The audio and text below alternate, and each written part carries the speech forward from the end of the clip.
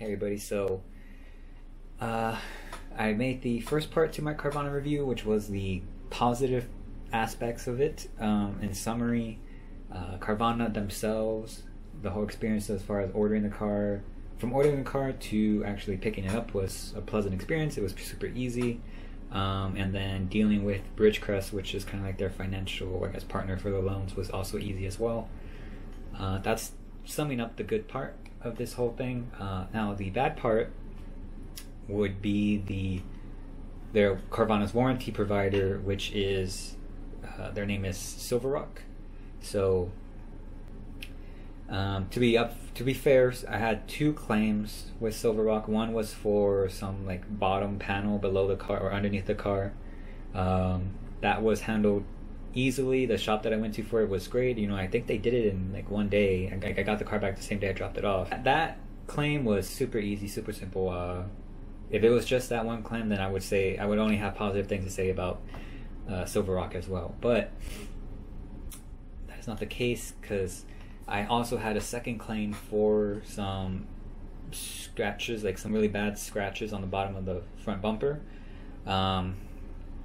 They sent me to a Mako shop here in town, and I mean, trying to keep it as short as possible. I'm not trying to make this about Mako, since you don't technically have to go to Mako if you have a Carvana car. But to keep it, just kind of sum it up real quick, I took them the car August 2nd to, you know, basically repaint the bumper. It took them 3 weeks to give it back to me for several reasons, but when they gave it back to me, it was not correctly painted.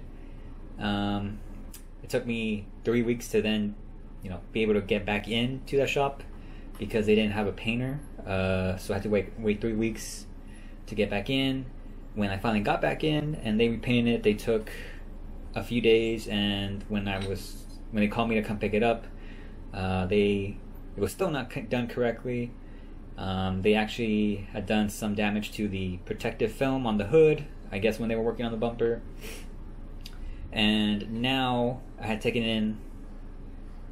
After that, I took it in the day after so they could, you know, try to, I guess, touch up what wasn't done correctly.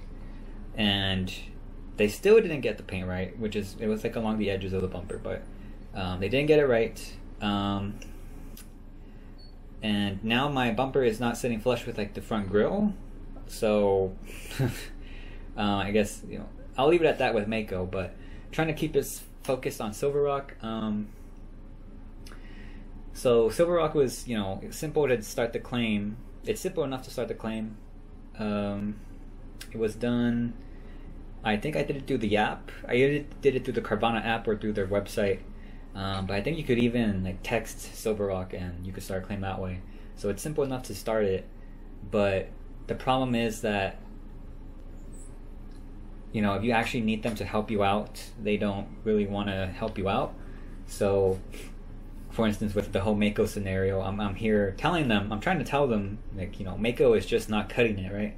And they're just like, oh, you know, Mako started the work, so you gotta stick with them because it's technically under their warranty now, which, you know, they're a warranty company, right? Like, that's what they're gonna do. That's how, if they were to just give me whatever I wanted as far as, you know, letting me switch to another place, if I wanted to do that, you know, that's how they would lose money, right? So they're doing what I guess you would expect them to do, but it's just like at some point I would wish they would, you know, at least, especially now after the shop has had like 3 attempts, you know, come like help me out here, let me take it somewhere else, because clearly they're not cutting it, right? But they're not going to let me do that. In fact, this shop has taken so long that the warranty has expired, and now I'm not sure that even if Mako was to tell SilverRock, like, yeah, we just can't do it, I'm not certain that SilverRock would, you know, have my back and say like, okay, well, we'll let you take it somewhere else. I think now that the warranty is expired, they are going to tell me, too bad, the warranty's expired, so tough luck, have fun dealing with it yourself. Because I have called them, and they've never wanted to actually say like, well, yeah, if Mako tells us they can't do it, then we'll find another place that can do it for you. They've just said if it comes to that, then we'll talk with Mako and see what happens, is what they basically told me.